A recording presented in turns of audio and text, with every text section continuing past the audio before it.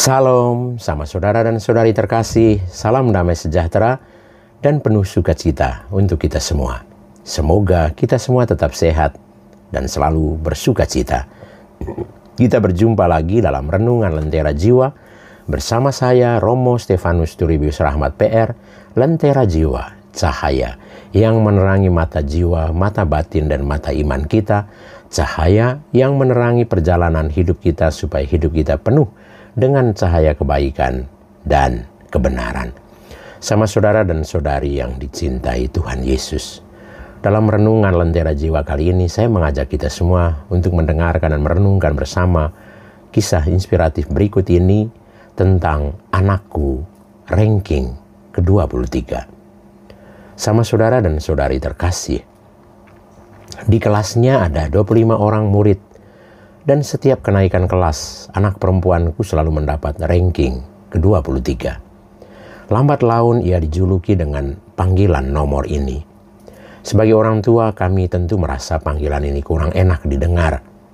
Namun anehnya, anak kami tidak merasa keberatan dengan panggilan ini. Pada sebuah acara keluarga besar, kami berkumpul bersama di sebuah restoran. Topik pembicaraan semua orang adalah tentang jagoan mereka masing-masing. Anak-anak ditanya apa cita-cita mereka kalau sudah besar. Ada yang menjawab jadi dokter, pilot, arsitek, bahkan ada yang mau jadi presiden. Semua orang pun bertepuk tangan. Tapi anak perempuan kami terlihat sangat sibuk membantu anak kecil lainnya untuk makan. Semua orang mendadak teringat kalau hanya dia yang belum mengutarakan cita-citanya. Didesak orang banyak, akhirnya dia menjawab, "Saat aku dewasa, cita-citaku yang pertama adalah menjadi seorang guru TK.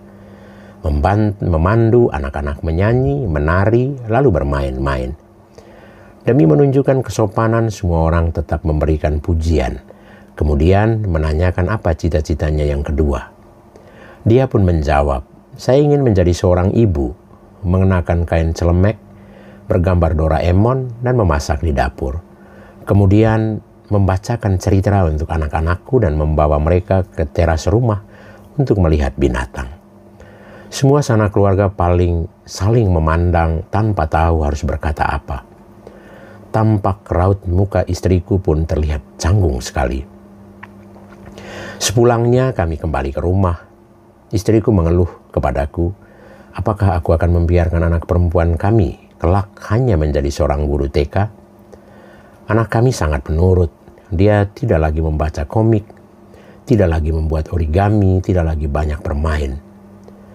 Bagai seekor burung kecil yang kelelahan, dia ikut les belajar sambung menyambung, buku pelajaran dan buku latihan dikerjakan terus tanpa henti.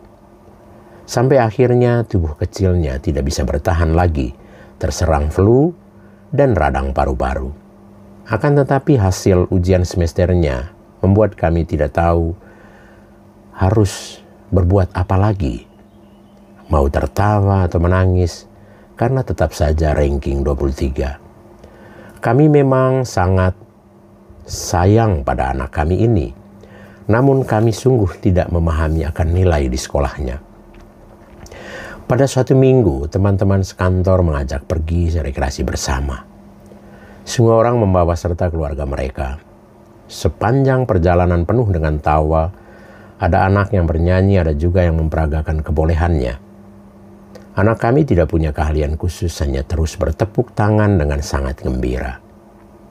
Dia seringkali lari ke belakang untuk mengawasi bahan makanan, merapikan kembali kotak makanan yang terlihat sedikit miring, mengetatkan tutupan botol yang longgar, atau mengelap wadah sayuran yang meluap keluar.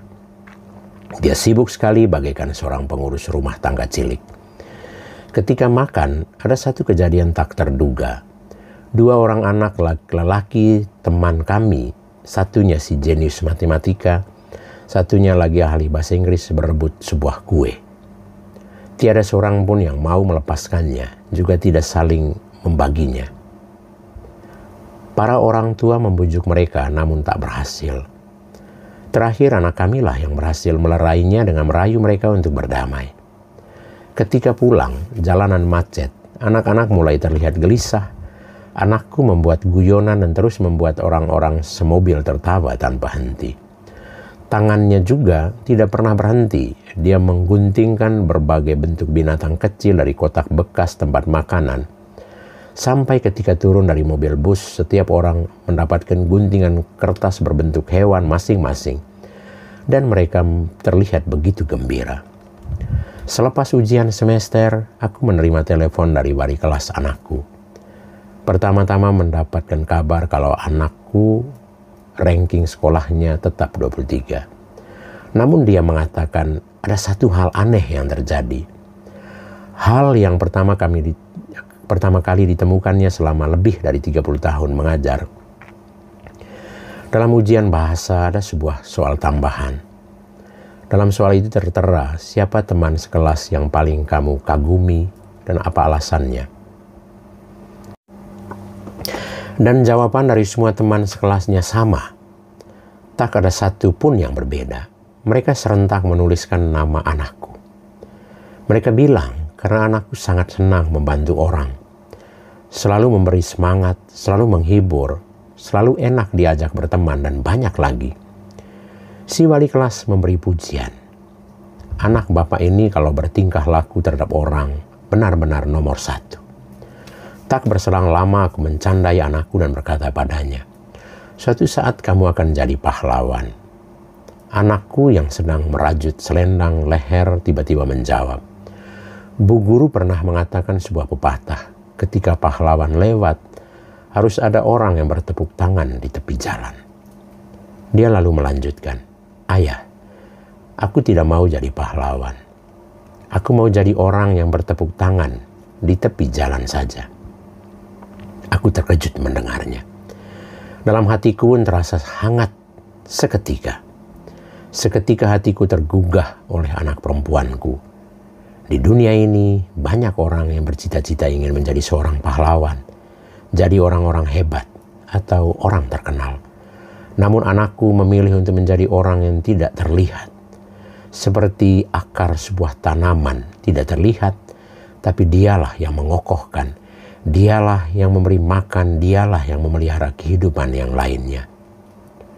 Sama saudara dan saudari terkasih, orang tua sering lupa bahwa hidup itu bukan semata-mata untuk menunjukkan siapa yang paling penting, siapa yang paling berperan, atau siapa yang paling hebat. Tapi terpenting adalah siapa yang paling bermanfaat. Hidupnya menjadi berkat bagi orang lain, bagi sesama. Teruslah berjuang untuk jadikan hidup kita bermanfaat, menjadi berkat bagi orang lain, bagi sesama. Tuhan Yesus memberkati kita. Amin.